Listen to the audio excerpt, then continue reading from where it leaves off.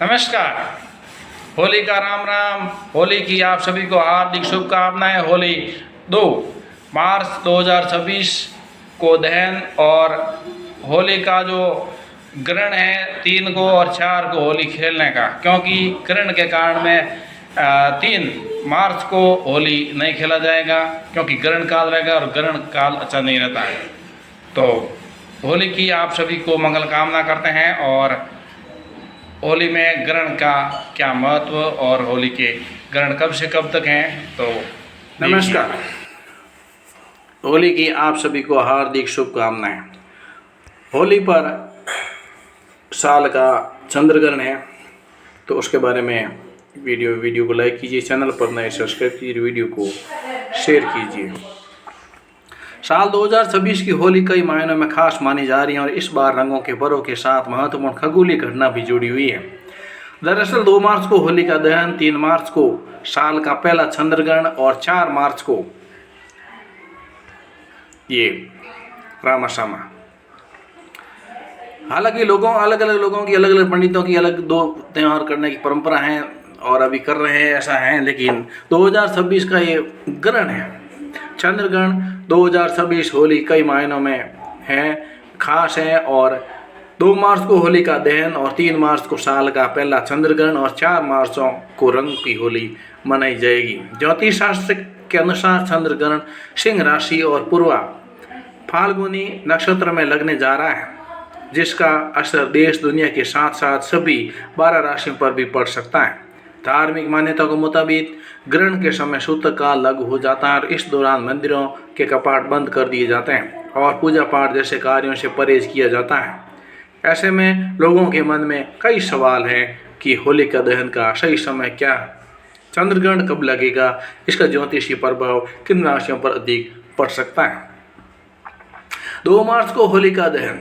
पंचांग के अनुसार इस वर्ष 2 मार्च को होली का दहन किया जाएगा और यह पर्व बुराई पर अच्छाई की जीत का प्रतीक माना जाता है। इस दिन शाम के समय होली का पूजन के बाद अग्नि प्रज्वलित की जाती है और लोग परिवार की सुख समृद्धि की कामना करते हैं। होली का दहन के बाद अगले दिन फाल्गुन पूर्णिमा का महत्व होता है। कई लोग इस दिन स्नान दान भी करते हैं। 3 मार्च को लगेगा साल का पहला चंद्र ग्रहण। ज्योतिषीय गणना के अनुसार 3 मार्च 2026 को चंद्र ग्रहण लगेगा। बताया जा रहा है कि यह ग्रहण सिंह राशि और पूर्व फाल्गुनी नक्षत्र में घटित होगा। सिंह राशि का स्वामी सूर्य है, जबकि पूर्व फाल्गुनी नक्षत्र का स्वामी शुक्र ग्रह माना जाता है। ज्योतिषियों के मुताबिक इस ग्रहण का प्रभाव प्रशासन, मौसम और आर्थिक गतिविधियों पर भी देखने को मिल सकता है। हालांकि वैज्ञानिक दृष्टि से चंद्र ग्रहण एक सामान्य खगोलीय घटना है, जब पृथ्वी, सूर्य और चंद्रमा के बीच आ जाती है। चंद्र ग्रहण और सूतकाल का समय की बात की जाए तो धार्मिक मान्यता के अनुसार चंद्र ग्रहण से करीब 9 घंटे पहले सूतकाल शुरू हो जाता है।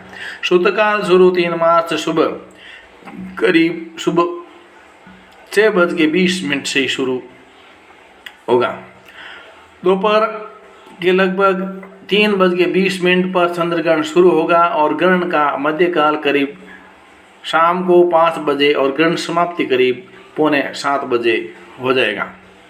ग्रहण समाप्त होने के बाद स्नान करने और दान देने की परंपरा कई जगहों पर देखी जाती है।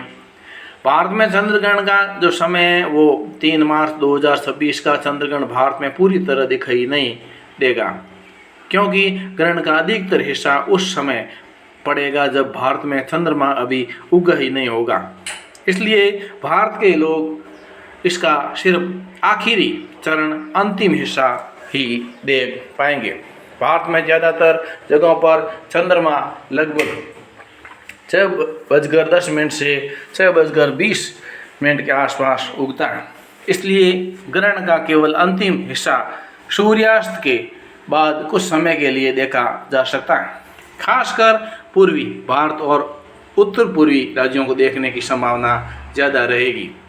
4 मार्च को खेली जाएगी रंगों की होली।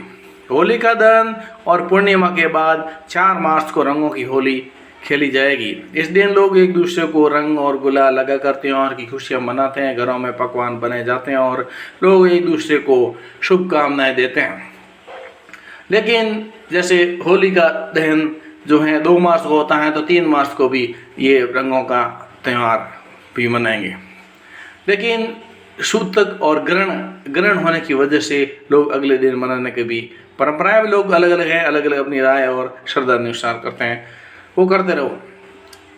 लेकिन ग्रहण की बात की जाए तो इन जो राशियां हैं, ज्योतिष शास्त्र के अनुसार चंद्र ग्रहण का असर सभी राशियों पर अलग अलग तरीके से पड़ सकता है। वृषभ, मिथुन, तुला, धनु और राशि जातकों के लिए ये समय अपेक्षाकृत अच्छा माना जा रहा है। इन राशियों के लोगों को करियर और आर्थिक मामलों में सकारात्मक परिणाम मिल सकते हैं। इन राशियों को बरतनी होगी सावधानी, और सिंह, कर्क, कन्या और वृश्चिक राशि के लोगों को थोड़ा सतर्क रहने की सलाह दी जा रही है। इन राशियों के जातकों को स्वास्थ्य, खर्च और मानसिक तनाव से जुड़े मामलों में सावधानी बरतने की जरूरत हो सकती है।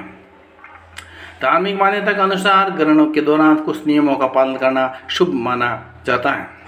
ग्रहण के समय मंत्र जाप, ध्यान करना शुभ माना जाता है। ग्रहण समाप्त होने के बाद में स्नान और जरूरतमंद लोगों को दान, और ग्रहण और सूतक काल के मंदिरों में पूजा अर्चना है उससे बचना चाहिए। और ग्रहण के दौरान भोजन करने से भी परहेज करें, और महिलाओं को विशेष सावधानी सलाह भी लेनी चाहिए। ग्रहण के बाद दान का महत्व है। ज्योतिष शास्त्र के अनुसार ग्रहण समाप्त होने के बाद चावल, चीनी, कपूर और सफ़ेद वस्त्र का दान करना शुभ माना जाता है। इससे ग्रहण से जुड़े दोष कम होने की मान्यता बताई जाती है। तो ये होली पर चंद्र ग्रहण है, और चंद्र ग्रहण इस साल का पहला ग्रहण होली पर, और तो होली को 2 भागों में बांट रहा है। ठीक है, जो भी वो परंपराएं अलग हैं, और जैसे लोग मानते हैं वैसा करते रहेंगे। वीडियो को लाइक कीजिए, चैनल पर नए सब्सक्राइब कीजिए, वीडियो को शेयर कीजिए। आज के लिए बस इतना ही। बहुत बहुत धन्यवाद। आप सभी को होली की हार्दिक शुभकामनाएं। राम राम, जय हिंद।